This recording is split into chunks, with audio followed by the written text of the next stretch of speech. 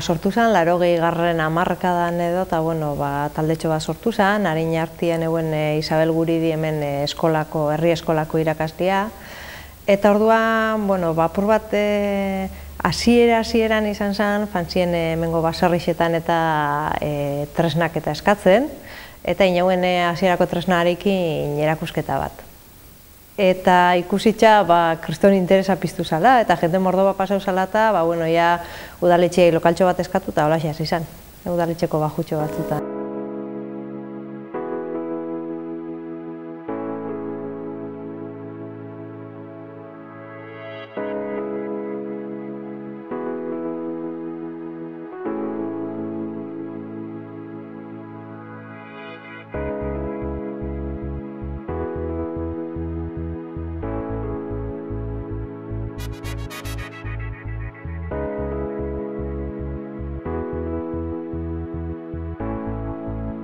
Eskoriatzako Museo Eskola, Luis Ezeiza Herri Eskolan historia arloa lantzeko proiektu osagarri bezala sortu zen. Beranduago udalak Ibarraundi jauregi erosi zuen eta 2005 urtean ordura arte Eskoriatzako Museo Eskola izandakoa Ibarraundi Museoa izatera pasatu zen. Etnografiarekin jarraitu zuten, baina museo historikoa ere bada orain. 3 sail edo atal nagusitan bereizten den museoa. 3 atalak bereizten dira edukiagatik, batetik, eta espazio desberdinetan banatzen direlako bestetik. 3 atal, lehenengo solairuan, Leintz aretoa diturikoa dago. Leintz aretoa, hemen apurtxo bat, aprobetxau du aretoa, Baiarako historia kontetako, orduan hemen ikusentzunezko bat dau, jartzejake ikusentzunezko bat bisitei, eta bertan labur-labur badabe kontatzen da hemengo historia eta etxian historia. Etxe hau da, galartzatarrak izan ziren familia importante bat erdiaruan, dorretxia eukien atxabaltan, eta euren bigarren semiandako izan etxe hau. Eta orduan, etxian garrantzia hori da. Azkenean garaia eta familia importante horrena zala, eta horre azaltzen da zergatik euen hemen etxe hau, eta gero leinuen arteko burrukak eta baiara honetan ze garrantzi eduki euen, da hori da itxatzen dana. Areto honetan dauena, etxe hau berritxu zanean, hemen hormetan eta berrera bilitza, arku honek tapauta eusen, eta hemen berrera bilitza eta topauzin almena honek. Eta orduan, jarri ditugu bertakoak direlako. Ez dakiguna oso ondo da, etxian plan originalak eta ez ditugunez, ez dakiguna da berau dorretxia zan eta almena honek eusen etxe honetan bertan, edo galartzatik ekarretxakoak die, baina, bertakoak die eta bertan itxi ditugu. Eta gero dau aurreko udaletxian, euen alkatian aulkixa edo hor ikusten dantorno hori da alkatian aulki hori, eta gero dau Santanako erretaula. Eta hori 17. mendekoa da eta bitxi bada.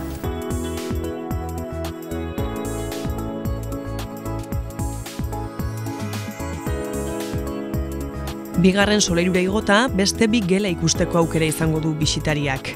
Lehena, historiaren gela deiturikoa. Areto historikoa dana eta beste bat areto etnografikoa dana. Areto historikoa, egiten du apurtxo bat errepaso bat. Pertsonak edo sortu ginenetik gaur eguner arte. Gertatu dana eta hola, oso gauza txikitsuak eta detailetsuak, ez dago gauza hondirik, baina horre jendeak ikusi leike errepaso bat gure historian ziar, horre agertzen da gauza berezi bezala astrokiko ontzien erreplika bada, kopixak ez da hemen, baina hori eskoitzan oso importantiak die ontzi horrek, zelten garaikoak die, urrezkoak, eta horrek balixo dozko apur bat, sartzeko jendia, zeltak hemen egon ziela, zer erakutsi zozkuen, guzti hori. Gero goian bedaukeu, erromatar garaiko sigilatak, diela zeramika zatitxuak hemen agertzen diak mordo bat, horrek badaukeu. Besteak berriz, museoaren abiapuntu izan zen etnografia jasotzen du. Etnografia aretuan, apur bat baiara honetan egon dien lanbideak edo esan geik, eta daukeu linogintza txokua, bertan ikusten da, linua lantzeko piezak ikustiaz aparte, prozesua zelan dan, pieza guztiak bertakoak die, gero dauke burdingintza, baiara honetan burdinak ze garrantzi eduki dauen, azaltzen du apurtxo bat hor, eta gero dauko eskolatxo bat, eta gero lurretik ogira esaten dut zauen txokua, apurtxo bat ikusten dela lurra zela lantzen den eta ze maitza lortzen dugun lur horretatik, hemen garixa asko lantzen zen, garixa zela jaso eta gero ikusten daia sukaldetxo baten zela bukatzen den hor bixan. Gero daukuna hemen da Lorentxo Altuben musika tresnen kolezinua. Berak lehen ikusgai euken bere baserrixan arrasaten etxalu zen, baina baserrixa bota zanetik eta ekarri zituen pieza guztiak ona eta hemen dauku ikusgai baitza.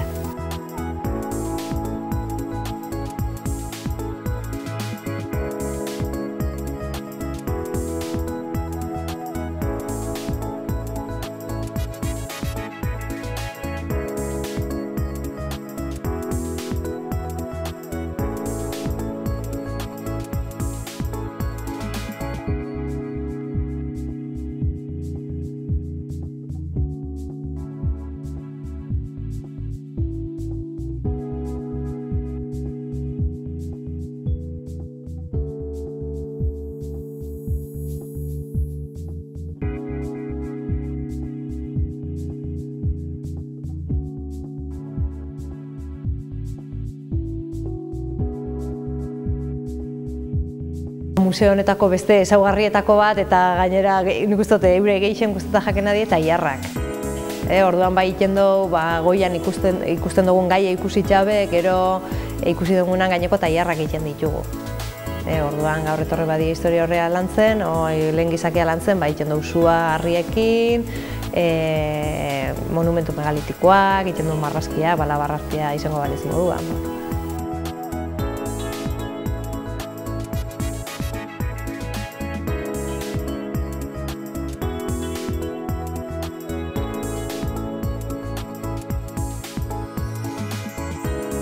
Ibarraundi Museoak badu honetaz guztiaz gain erakargarri egiten duen beste elementu bat.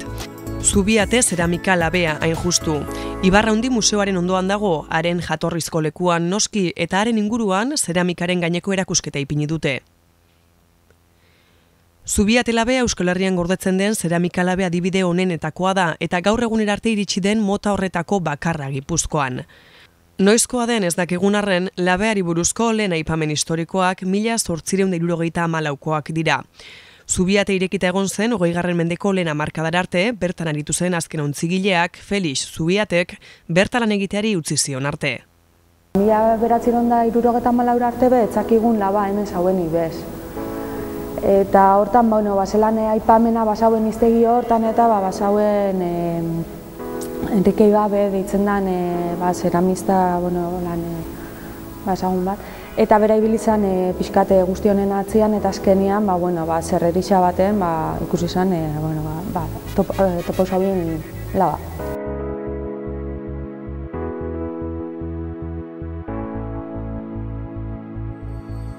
Horbe lan politxe egin da labia berreskuratzeko. Baina mantendu zen elementua alaba izan zen.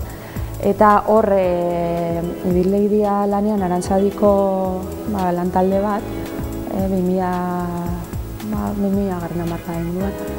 Eta horrekin zabien ikerketa eta laba nolabaitxe sendotu eta bermatu. Labe vertikal bat eta olako estilokoa detzen jakie arabiar estilokoak. Orduan, laba honek dauzka 3 atal nagusi. Esango zen, erretzeko ganbara, behian egongo zana, hor botako gaben erregaia, gure kasuan utia dana. Eta gero, erretzeko ganbara hortatik, egosketa ganbarara pasetako dau parrilla bat, eta hortik berotasuna filtratzen da, o pasatzen da basulo batzun bitartez. Eta ja, parrilla gainean dauko egosketa ganbara, eta hor ditzen duguna da egosiko dien piezak sartu. Orduan, ditzen zen erregaia sartu, piezak sartu, laba itxi, eta piezak bertan egosi 1000 gradutara edo. Eta hola 15 ordu inguru egoten zian piezak egosten.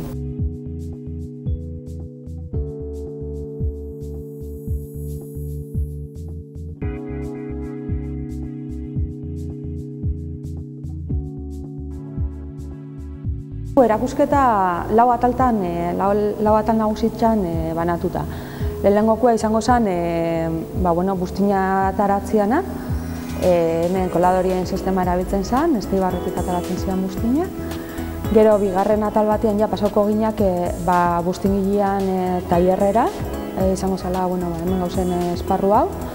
Daukogu hemen bebai Euskal Herriko tornua edo erroberia ditza jakona, eta bertan ingo ziren ontzixak. Behin ontzixak landuta dauzkunean, joango gare labara eta bertan labak egosiko ditugu. Eta egosi ondoren, edukiko gauke azkenengo produktuak diala ontziak erabiltzeko modua.